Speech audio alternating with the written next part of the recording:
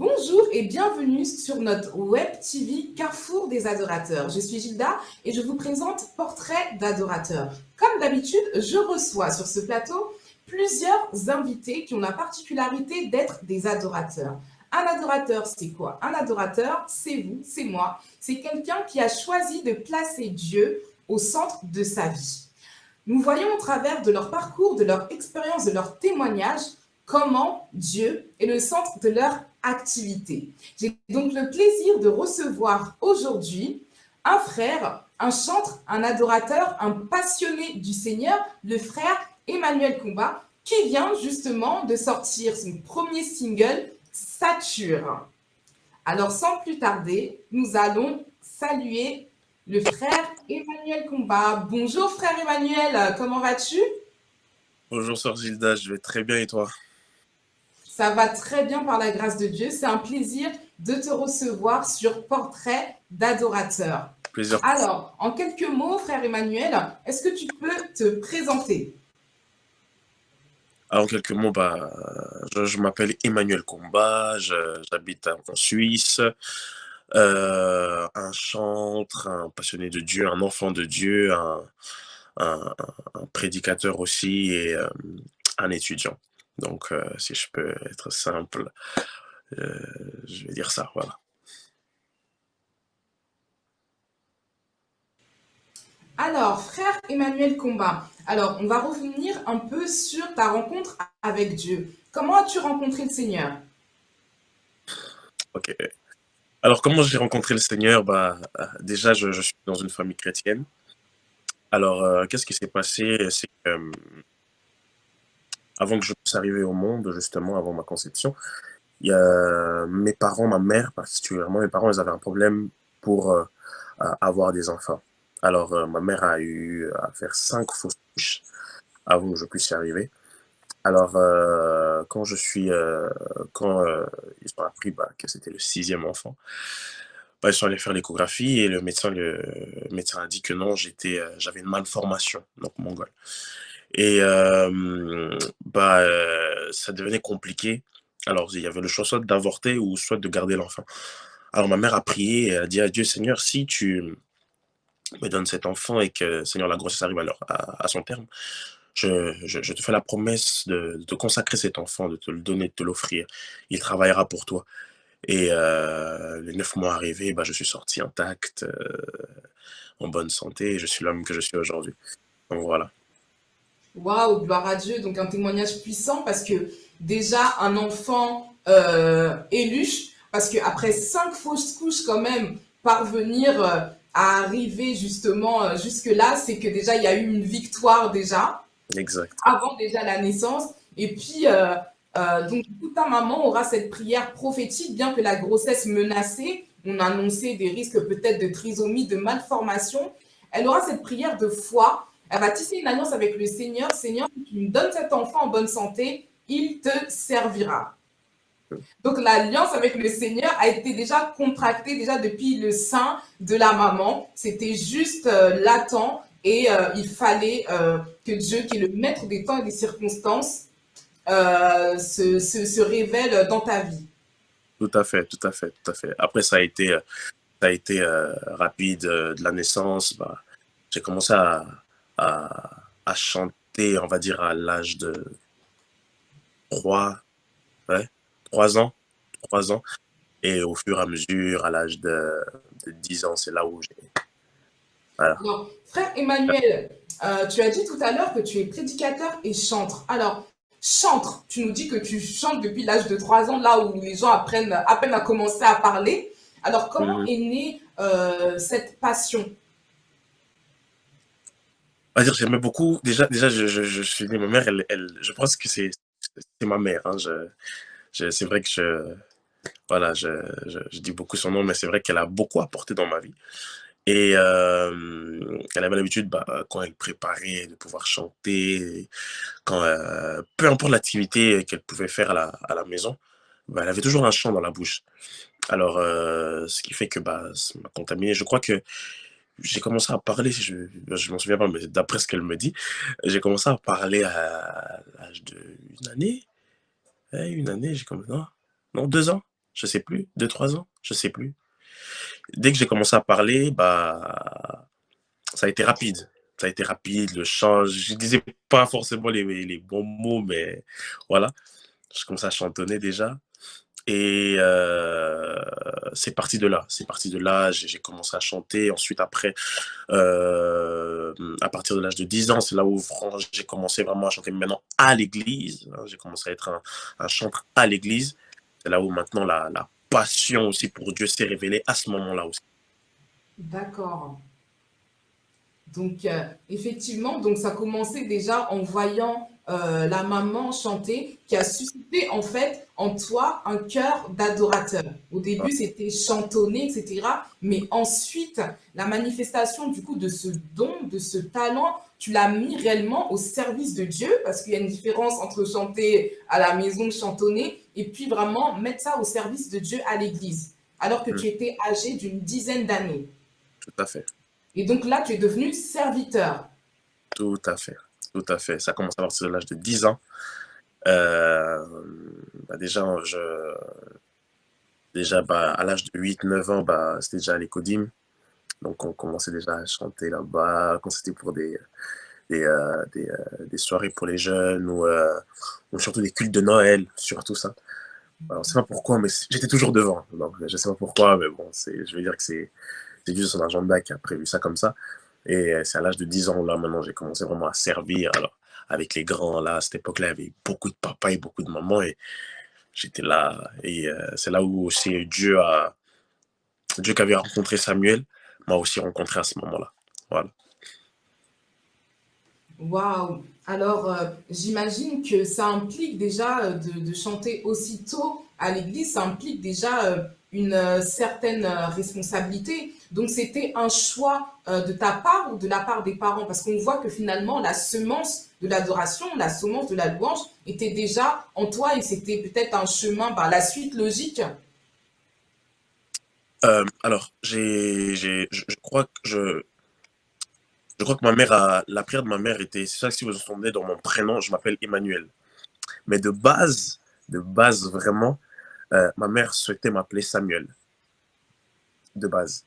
Alors, je pense que ça a été, parce que ma mère a vraiment honoré ce que son vœu qu'elle avait fait au Seigneur, que si tu me donnes cet enfant, il travaillera pour toi. Alors, on va dire que je me suis familiarisé directement avec l'église, avec la vie de l'église.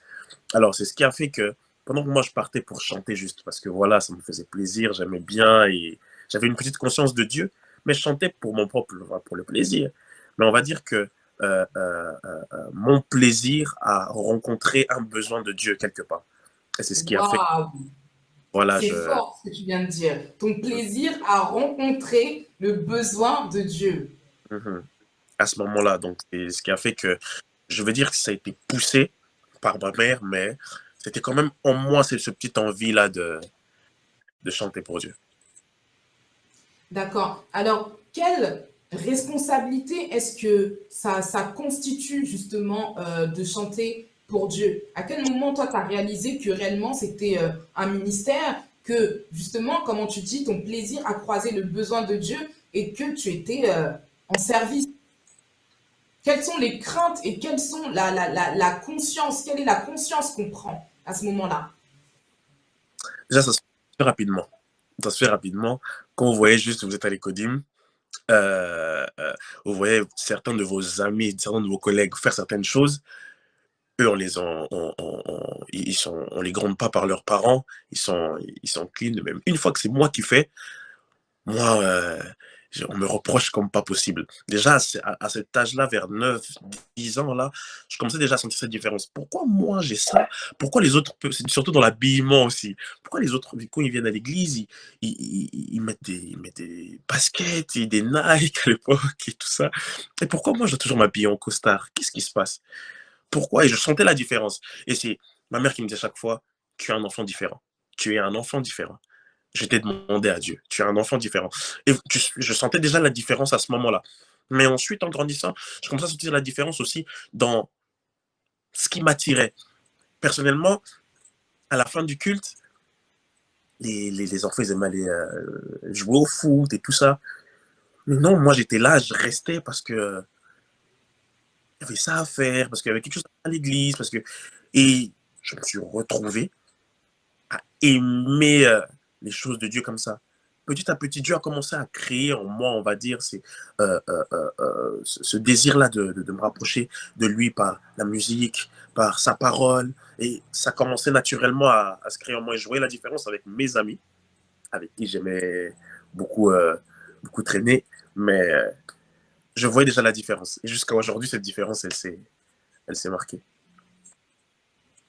Très bien. Donc, en fait, le frère Emmanuel, tu expliques que dès le ventre de ta maman, tu étais consacré et que petit à petit, Dieu t'a attiré à lui, en fait, au niveau de la chanson. Mais tu as déjà noté quelque chose tout à l'heure. Tu as dit que tu es prédicateur et chantre. Donc, du coup, est-ce qu'on peut dire que le chant, c'était le point de contact, justement, pour sceller ton amitié, ton intimité avec Dieu? Et qu'au travers de ça, ben, tu as fait que d'aller en découvrant, justement, le Seigneur, l'amour de Dieu, et que cette soif-là t'a ramené bah, à la prédication. Euh, je veux dire que tout est arrivé en même temps. Je vais vous faire une confidence. Je me souviens, j'avais peut-être 11 12 ans à l'époque. C'était même avant que je commence à être au service. Même avant, maintenant je vais dire 8 ans par là. Même avant que je commence à être vraiment au service dans le ministère. Je me souviens, moi, ce qui m'a impressionné, c'est voir des hommes prêcher et dégager une telle puissance de Dieu. Moi, ça me... Voir des miracles, ça me... Et je me disais, non, dans ma tête, j'étais un peu confus, comme j'étais enfant, j'étais un peu confus. Je me disais, peut-être il ment, ou peut-être ceci, mais c'est tellement waouh! Et à la maison, je m'en souviens, à la maison, dans ma chambre, j'avais ma petite chair, je m'en souviens, j'ai ma petite chair, ma petite Bible. J'aimais déjà faire le pasteur à l'époque. Les jeux de on fait l'église, j'aimais déjà faire ça à l'époque. Et c'est maintenant que je comprends ça, c'est que déjà à l'époque, je pouvais faire, on va dire, l'église et je m'appuyais sur des versets bibliques. Je me souviens d'un verset biblique que je ne peux pas oublier, c'est le psaume 121, oui, 121, où le dit, je lève les yeux vers les montagnes, d'où me viendra le secours, le secours. Et c'était un des versets que j'aimais beaucoup et que je m'appuyais dessus pour pouvoir prêcher à chaque fois, quand j'étais petit à l'époque. Je me souviens aussi, un jour, c'était à l'église, en semaine, à la fin d'un culte, c'était pendant les grandes vacances. Je suis arrivé, j'ai commencé à prêcher et tout ça. Et je pressais à des amis, et puis il y a des mamans qui parlaient, et puis elles ont arrêté de parler, elles sont venues m'écouter. Elles sont venues m'écouter, elles sont venues m'écouter. Ah, ah, ah. Elles étaient impressionnées par ce que je disais. J'avais l'impression d'être un pasteur à cette époque-là. Et je pense que c'est des choses qui étaient déjà là, mais qu'au fil du temps, ça s'est manifesté. Donc voilà. D'accord, donc ce sont des choses qui étaient déjà présentes et qui se sont manifestées au fil du temps. Alors aujourd'hui, comment tu combines du coup ces deux appels? Parce que tu nous as expliqué, tu as reçu vraiment l'appel tout simplement. C'était quelque chose qui était déjà là, c'était une alliance qui était déjà faite. Dieu t'avait déjà appelé. Et comment, chemin faisant, tu es arrivé donc du coup bah, à chanter à l'église à l'âge d'une dizaine d'années et puis la prédication dans tout ça. Est-ce que c'est complémentaire pour toi? Comment tu vois la chose? Est-ce que c'est deux choses séparées? Comment tu vois la chose? Euh, je ne peux pas, je veux dire, je ne peux pas, je ne veux pas dissocier. Il est impossible de dissocier le chantre et le prédicateur. Parce que, en fin de compte, même si la forme n'est pas pareille, mais le fond est pareil. C'est-à-dire que le prédicateur, il prêche Jésus, et le chantre, il chante Jésus. Donc, le fond, c'est Jésus en soi. Donc, on ne peut pas les dissocier. Maintenant, on va dire que l'appel du chantre a beaucoup plus primé sur le prédicateur. On va dire que l'appel du chantre a beaucoup plus primé parce que quand j'ai commencé à évoluer à 13 ans, bah, c'est là où le chantre a commencé vraiment à primer, commencer à rencontrer des personnes dans le secteur, des personnes dans le milieu, des artistes dans le milieu, des conducteurs de louanges dans le milieu, et c'est là où le chantre a primé. Mais on va dire que Dieu a voulu d'abord que je le connaisse par ça, parce que c'était mon don, mon talent, ça l'est toujours d'ailleurs. Et c'est après quelques années que la casquette du chantre est revenue. Donc je ne peux pas les dissocier les deux. C'est le fond, c'est Jésus. Amen. Alors, dis-moi un peu comment, du coup, quel est le fardeau que toi tu as reçu? Parce qu'effectivement, c'est vrai que ton témoignage peut faire écho dans l'esprit de plusieurs. Qu'est-ce que pour toi le rôle d'un chantre? Alors, le rôle d'un chantre, moi je crois que c'est le fardeau. Je commence par le fardeau. Parlons de toi aussi notamment. Le fardeau, je vais commencer par ça. On va dire, mon fardeau à moi, c'est euh, d'exposer chaque enfant de Dieu à un climat de confrontation, à un climat prophétique, à un climat d'adoration qui lui permette de parler à Dieu librement. Ça, c'est déjà ça, mon fardeau. Après, il y a aussi ce fardeau où euh, j'ai envie que les chantres ou que le chantre puisse savoir quelle est sa mission, quelle est sa réelle mission. Et aussi savoir quelles sont les armes qu'un chantre peut avoir. Parce qu'aujourd'hui, on voit, personnellement pour moi, quand je vais dans des églises, on va dire que la première chose que je remarque, la première chose qui m'attire ou la première chose que je regarde, que j'observe, c'est pas la prédication, mais c'est plutôt comment se passe la louange dans l'église. Je pense qu'il est très important de savoir que la louange, avant que ça soit de la musique, avant que ce soit tout ça, c'est la présence de Dieu. C'est-à-dire que on active la présence de Dieu par la louange et l'adoration. On voit dans la Bible à plusieurs reprises que, même pour les enfants d'Israël, la Bible dit que avant que les enfants d'Israël aillent combattre quelque part, qu'est-ce qu'ils faisaient? On mettait les chantres, les lévites à l'époque, on les mettait devant les soldats, devant les soldats, devant l'armée de l'Éternel. On mettait les chantres devant. Donc, mon fardeau est de faire comprendre à un chantre que tu es d'abord, j'ai envie de dire, avant le pasteur, avant les intercesseurs, avant tout ça, chantre, tu es d'abord à la première ligne. Tu es d'abord à la première ligne.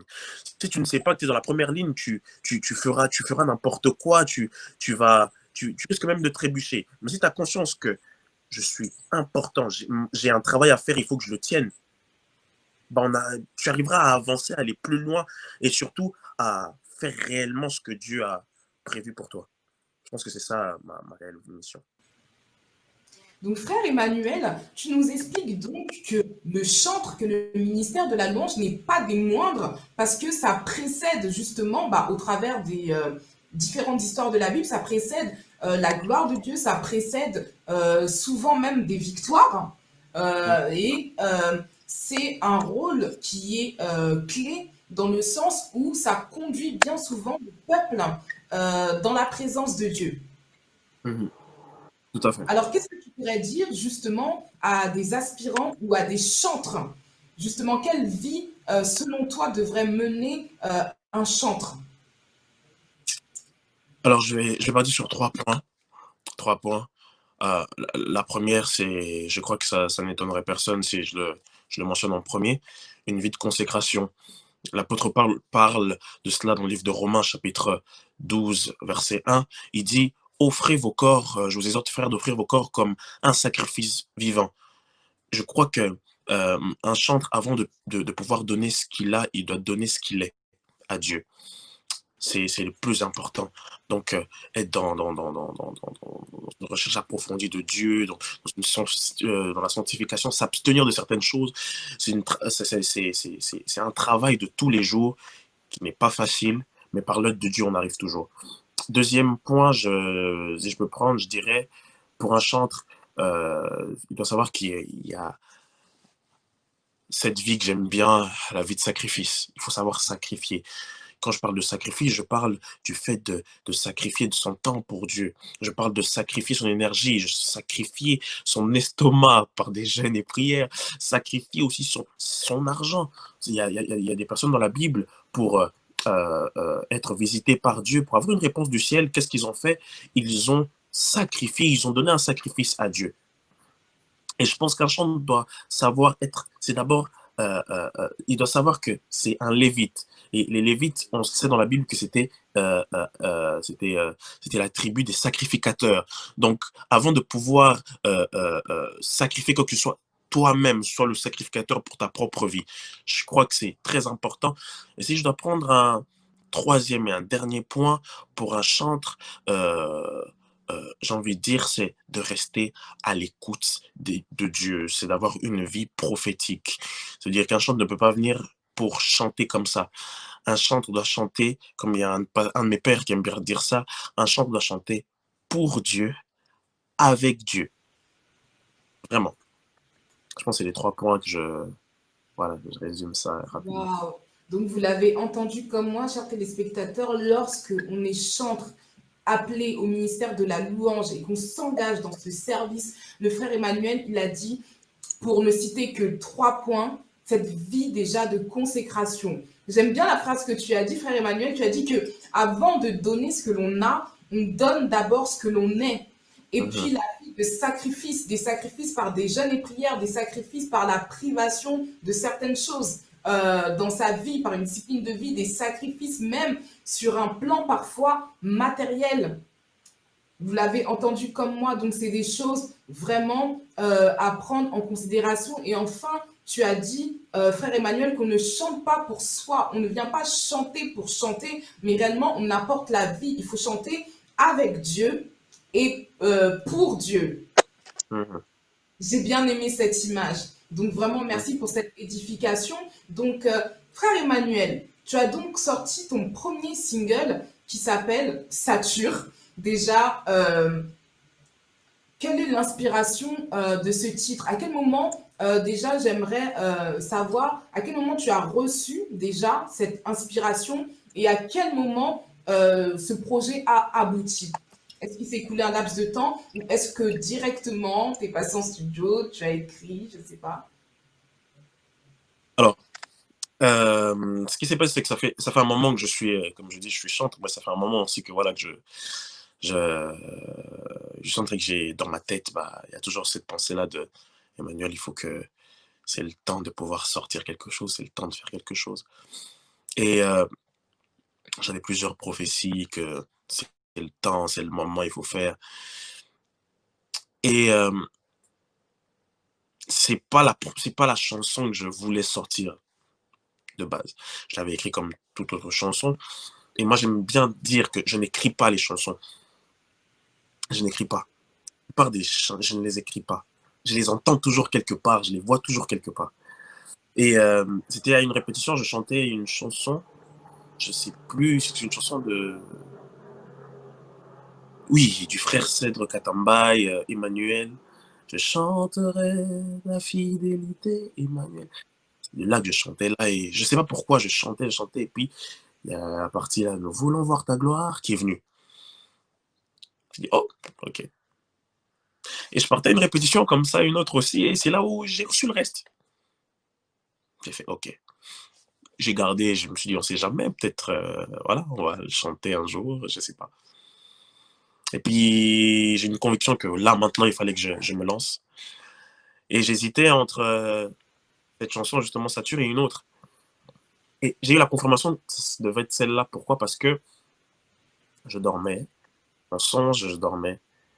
Et je me suis retrouvé dans mon église, dans une église où j'étais avant. Et, euh, et j'ai vu, c'était comme les dimanches où on a des événements, après une conférence. Et genre avant la parole, tout le monde chantait ce refrain. Tout le monde. Et moi j'étais debout, tout seul, j'entendais et tout le monde était debout et chantait ça. Nous voulons voir ta gloire. Ça m'a tellement percuté, j'ai fait OK. J'ai compris directement. Vous savez, il y a, Dieu sait parler d'une manière, tantôt d'une autre. Et j'ai direct compris, ça c'est Dieu qui veut me dire quelque chose. Direct. Alors après, j'ai commencé à travailler, à approfondir et c'est comme ça que le chant est arrivé. En fait, pour moi, ce chant n'est pas un chant, un chant qui aura peut-être, comme j'aime bien dire, des awards, mais c'est un chant de culte, c'est un chant de prière, c'est un cantique spirituel pour dire Seigneur, comme Moïse, il est temps aussi que je puisse voir ta gloire. Je crois qu'on arrive dans des moments dans notre vie où on est trop combattu, où les choses semblent être perdues. Mais dans la chanson, je suis en train de dire, Seigneur, vraiment, j'ai envie de voir ta gloire. C'est que une personne qui sait voir la gloire de Dieu, peu importe la difficulté, il sait voir que derrière une difficulté, derrière un danger, il y a une opportunité. Quelqu'un qui voit la gloire de Dieu partout, il voit une porte fermée, il voit qu'il y a, il y a une bénédiction derrière cette porte fermée. Donc c'est pour ça que malheureusement, je demande vraiment que Dieu puisse vraiment nous faire voir sa gloire et qu'il opère des miracles et des prodiges. Voilà.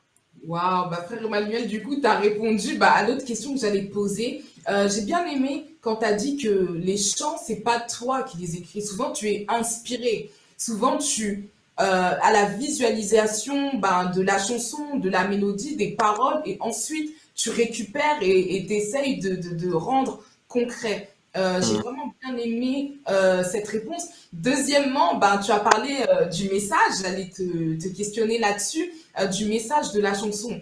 Comme tu as dit, cette inspiration, du coup, c'est vraiment une chanson de culte, une chanson de prière. Lorsqu'on aspire, on soupire à voir la gloire de Dieu, à voir Dieu, en fait. Et qu'est-ce que tu aimerais justement que les personnes qui vont écouter cette chanson, quel message tu aimerais leur délivrer ou à quel moment, en fait, tu aimerais leur prescrire d'écouter ce chant? Euh, pour vous dire la vérité, je, déjà avant de, de soumettre aux gens de pouvoir l'écouter, j'ai envie de dire ceci, c'est que même moi, je l'écoute. C'est-à-dire que je n'écoute pas parce que je l'ai chanté, mais je l'écoute parce que je sens quelque chose dedans. Et c'est pour ça que j'ai envie de dire que ne l'écoutez pas comme tout autre chant. Ne l'écoutez pas pour que vous puissiez vous changer les idées ou vous divertir. Non, pas du tout. Écoutez cela dans vos moments de prière. Écoutez cela dans les moments les plus sombres.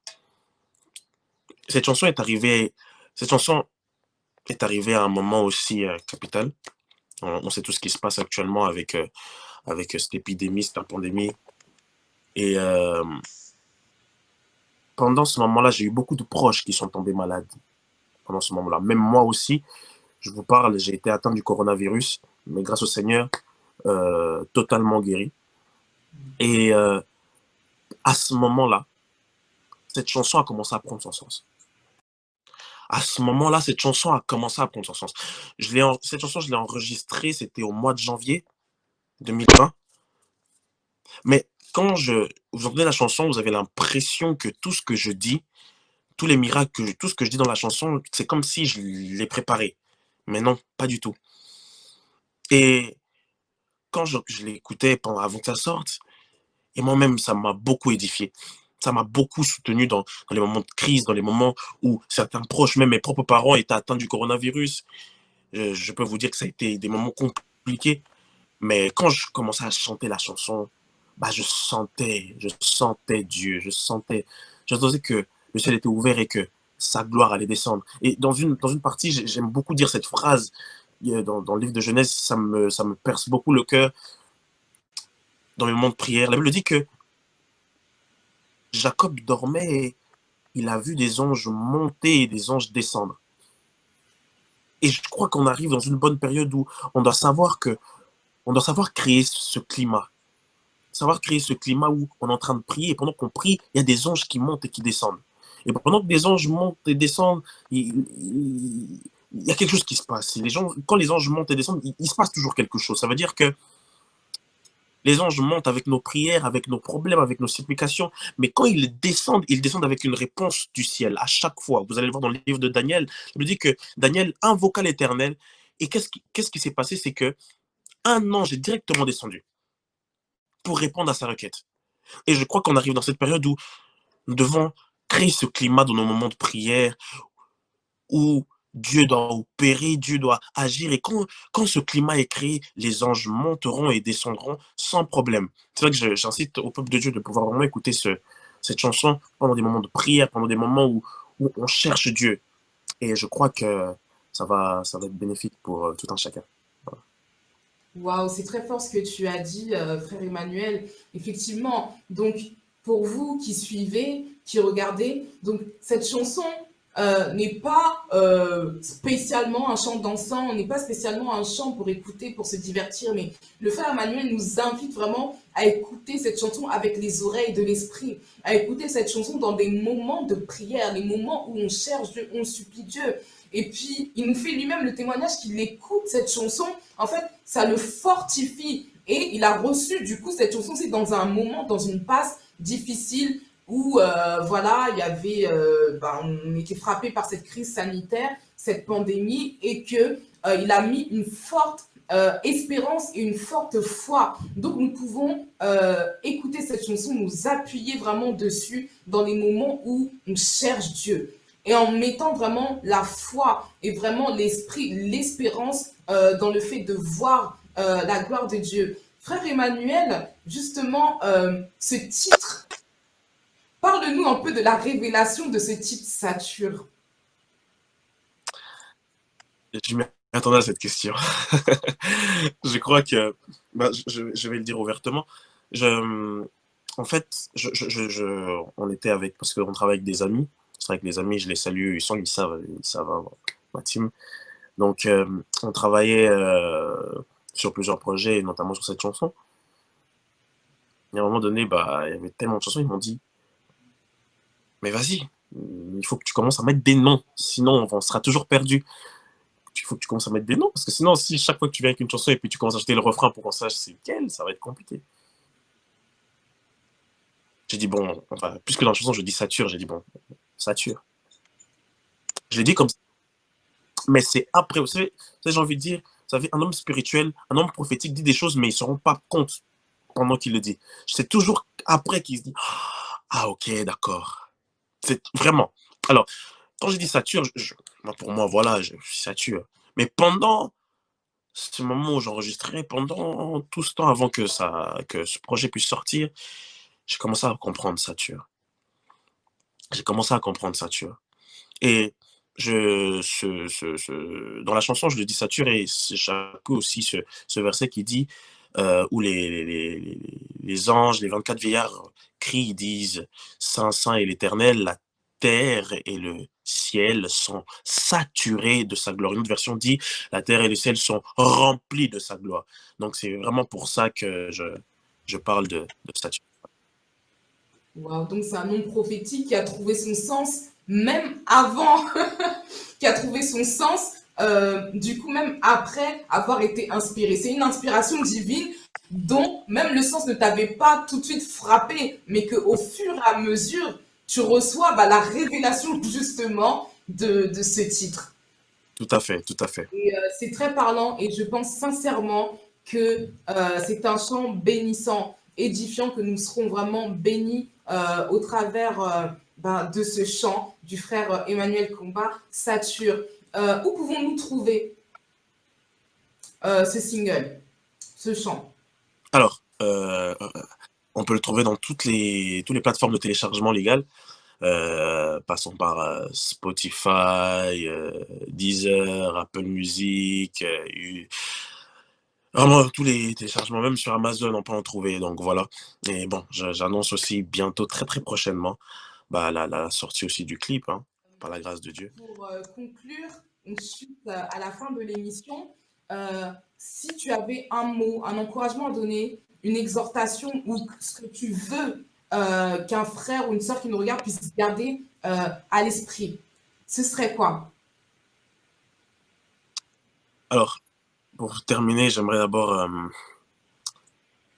dire à quelqu'un qui nous suit en ce moment que derrière chaque difficulté, que derrière chaque danger, il y a une opportunité qui se cache.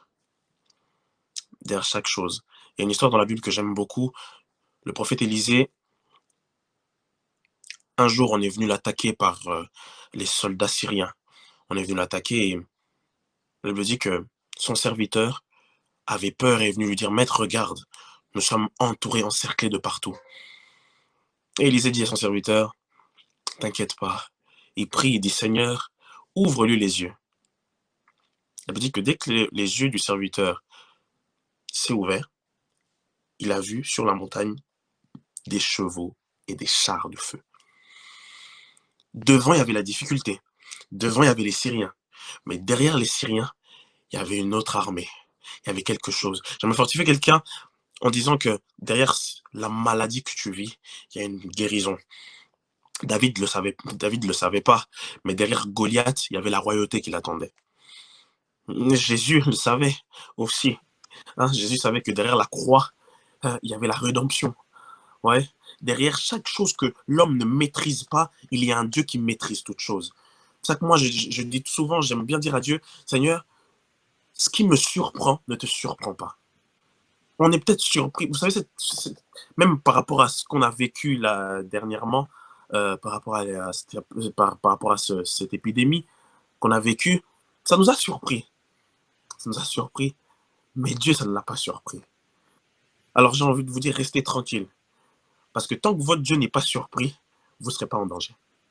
Tant que Dieu n'est pas... Et d'ailleurs, Dieu ne sera jamais surpris par tout ce qui peut arriver sur la terre, parce qu'il maîtrise le contrôle. Vous savez, c'est comme dans une maison. C'est pas parce qu'un enfant pleure. Ça, il y a des fois, les enfants, ils pleurent comme ça, ils pleurent, on ne sait pas pourquoi ils pleurent. Et souvent, nous qui sommes extérieurs de la famille, on met trop d'attention. Mais pourquoi il pleure? Pourquoi ceci? Mais sa maman sait que, il pleure parce qu'il veut ça, il pleure parce qu'il veut du chocolat, il pleure. Donc, il y a du bruit, mais ce n'est pas un bruit inquiétant. Donc, notre Dieu, c'est la même façon. C'est que Dieu, malgré certaines choses qui peuvent arriver dans notre vie, lui, ça ne le surprend pas. Dieu lui-même surprend la surprise, mais il n'est jamais surpris. Alors j'ai envie de dire, restez tranquille. Derrière chaque difficulté, il y a quelque chose. Derrière chaque obstacle, il y a une bénédiction qui se cache derrière. C'est ça que je prie le Seigneur pour nous tous, qu'il puisse nous ouvrir les yeux, de la même façon qu'il a ouvert les yeux aux serviteurs de Géasi, afin qu'on puisse voir pas la réalité, pas ce qui est en première ligne, en premier plan, mais qu'on puisse voir ce qui se cache derrière. Waouh! Waouh! Alors là, on termine vraiment sur une dernière note très édifiante, une note fortifiante, une note d'espoir. Ayons la foi en Dieu. Et vraiment, ce que tu as dit, frère Emmanuel, vraiment que ça fortifie tout à chacun. Vraiment, toi, mon frère, ma sœur, qui regarde, le frère Emmanuel t'encourage justement à ne pas être impressionné, surpris par les situations qui se présentent. Parce que derrière chaque situation qui se présente, il y a un après, il y a un derrière. Et c'est là que Dieu rentre en action. De toute manière, il est toujours là. Même si nous ne pensons pas qu'il est en action, il est en action. Il est le maître de tout. Et vraiment, on se sépare avec ça. Gardez cette parole. Dieu lui-même, il est le maître de tout. Il n'est pas celui qui est surpris même par ceux qui nous surprend. Au contraire, il surprend la surprise. J'aime cette phrase du frère Emmanuel. Merci beaucoup, frère Emmanuel, d'avoir été avec nous. Merci beaucoup, en tout Merci cas. pour ce Merci. temps édifiant, bénissant. Gloire à Dieu. Merci. Vraiment, soyez bénis. En tout cas, vous qui nous suivez, allez vous procurer ce chant, Sature.